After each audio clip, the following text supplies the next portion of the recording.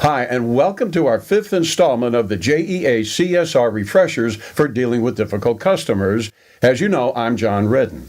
Now, today's topic is taken from an article of 10 ideas from John Merman, 10 powerful steps to diffuse angry customers. Now, we're only going to deal with the first 5 this time. Next time, we're going to deal with the second half. Now, if you'd like to read ahead, I've put a link below the video in the descriptor of the video today so that you can find the article, read ahead, give feedback, ask questions, make some points, and I'll include all of that in the next video.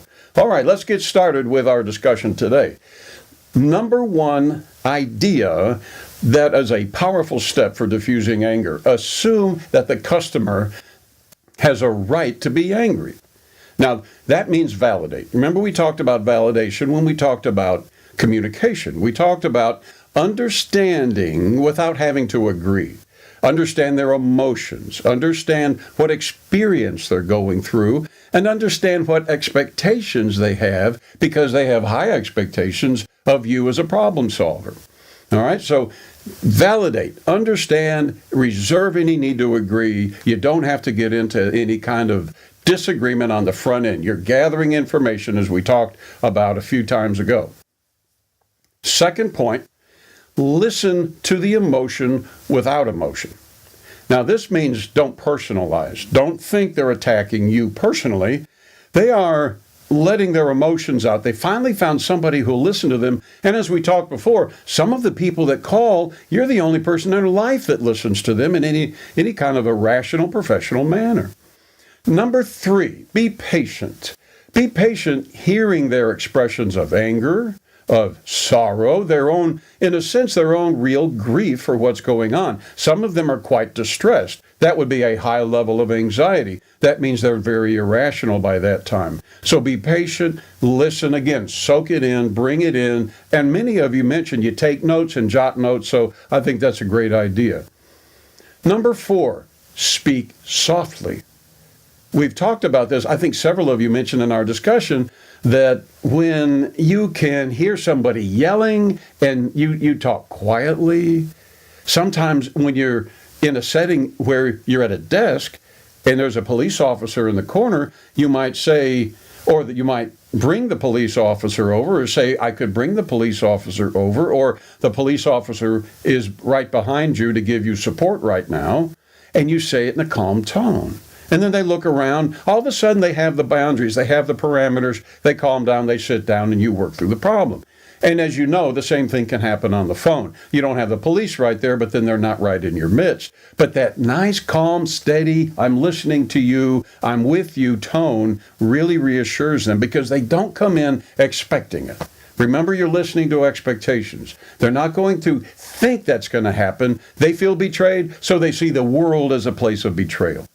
So speak softly and take it easy and help them understand that you are there to resolve their problem, whatever that problem may be. And most of it may be their anger.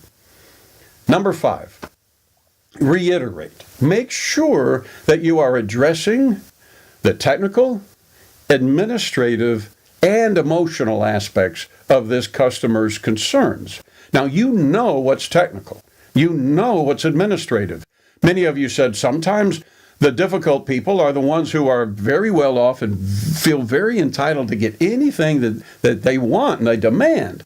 And you have said, some of you pulled me aside and said, we have to say no sometimes. We have to tell people that we can't do it sometimes. We can't just wave a magic wand, and just because you have a lot of money or just because you don't have any means that we can just do anything you ask us to do. Number 5 is reiterate. Make sure that you are addressing their technical and administrative and emotional aspects all at once. And you can do this through the skill we discussed as paraphrase. Simply paraphrase, but paraphrase sincerely. You can bring them into the technical limitations that you have. Not that you have that much. You're able to do quite a bit at JEA. But there's also policies that limit you and help them make good decisions and help you keep them in line.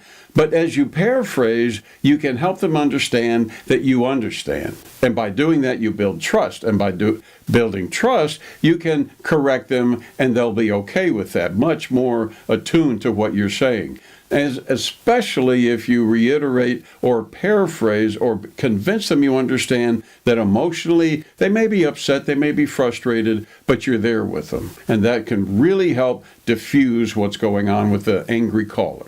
All right, that's 1 through 5. Now we'll go 6 through 10 in this article. And remember, it's noted at the bottom and you can get it and read it and send comments ahead of time, questions ahead of time, make points ahead of time. I'll include all that in the next video if you'd like.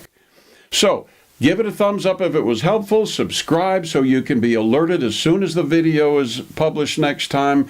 And I look forward to being with you again. I consider this a tremendous privilege and a privilege to take this time with you. Thank you very much. Bye.